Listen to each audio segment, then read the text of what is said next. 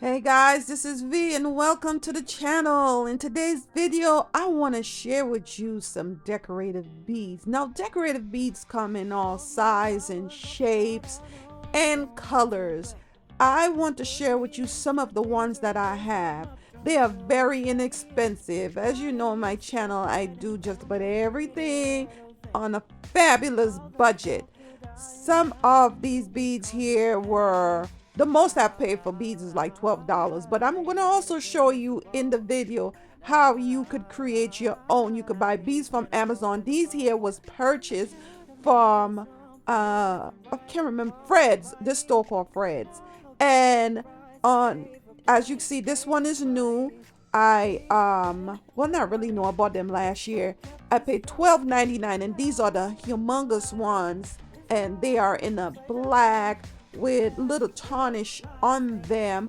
This is the company that they are made by, and I just love them. And usually when I buy stuff, I always buy in two, and I didn't even have the bookshelf as yet, and I purchased the two black beads.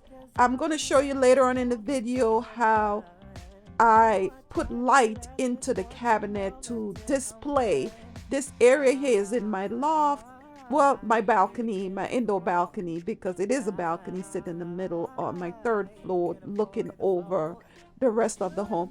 This piece here is one that I made. I purchased the garland from, it's actually garland, 6 feet garland from Walmart that I bought over the Christmas holiday, and I made the bead, the fringe on it. Here is some of the ones that I already have. I showed you the silver one earlier. Now I'm showing you the gold one, and this is the packaging it came from. This, what I'm showing you here, is the cord. You could buy that from the Dollar Tree or even Hobby Lobby and make the fringe for the decorative beads. This is the garland here. I purchased it from Walmart after season, and it was like $3 and change, but it's 6 feet. They have different tone, different colors. I think they have red, black, that natural wood color, and you could do it on a budget. I also use the red piece of paper for the template to make it. Here is at Hobby Lobby, and they have different type of beads that you could use, all different shapes. I also seen them on Amazon. You could get like a whole bunch of them on like Hobby Lobby or Michael's. So this is, I'm showing you how I made the fringe, and it's very easy to do. There is an attachment on the end of the garland if you decide to make it. And I went around the cardboard that I'm using as a template. I went around it 20 times because I wanted an even amount. And the cord that I'm using, I got it from Joann's like a while back, and it was raveled out, and I use a pencil to go back and forth, well, wheel it on the pencil. So now that I did my 20, I'm going to situate them properly so it could be even. And I'm lining up all my fringe cord.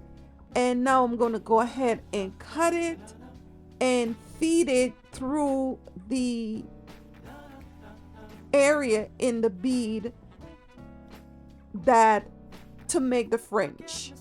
So I just think that you could just be creative and think out of the box. I love doing DIY, not any old type of DIY, some that just make absolute sense. As you see, I already finished one side of it. You could make it as bulky as you want to or as skinny as you want to. I think the amount that I put on there, the 20 pieces, it will allow for the size of the bead. And like I said, you could make them, you could find them at Home Goods. I've seen one at Home Goods lately here. It's the huge bead, but it's a circle. It's a continuous circle of the bead. Here's another DIY that I am going to show you. Have some decorative books is not in the color that I would like, so I'm going to go ahead and use this peel stick paper that I got from the Dollar Tree. I also use the peel stick paper to create some contrast in my bookshelf, that my $40 bookshelf that was cherry wood, and I painted it, and I think it's fab. This is what it looks like before, and me painting it, giving it new life. And this is the book. I also put a backing on inside of my bookshelf to create depth and also texture. This is the cardboard. I cut 2 pieces of cardboard and attached them together, and this is how I was able to create the backdrop. The reason why I did that is because if I don't feel like the black and white, I could take it out and put it somewhere else and reuse it another time. Also, I end up putting lights in my bookshelves, and the glass I cut the glass. It came with only 4, and I had to do the middle and put the mirror in it myself. So here is the light. I think it gives a great ambience. You could take something that is nothing. That's what I love about DIY, and really make it your own. So I'm showing you the lights. You could turn them off and on. It even have like spotlight where I'm displaying some of my goodies that I have in my bookshelf. I use some old pieces and some new pieces and put them together to make a fabulous look, I think. Look, I also put light in the bottom cubby, and they all are on remotes. And as I showed you earlier, that I could turn the whole thing off and use the cabinet, the bookshelf, as lighting, and it lights the space perfectly. Here is some art, like canvas that I'm showing you that I want to put in this area. I'm gonna show you a painting that I did. That's before the painting got framed. I also added some more in this area. I want to bring in the golds and the silver. See how I did the paint treatment on the wall is gold and silver. It is gray and silver, sorry. So now I finished framing it. I had this frame a long time ago. It was a mirror that broke, so I'm using the frame now. It just happened to sit perfectly.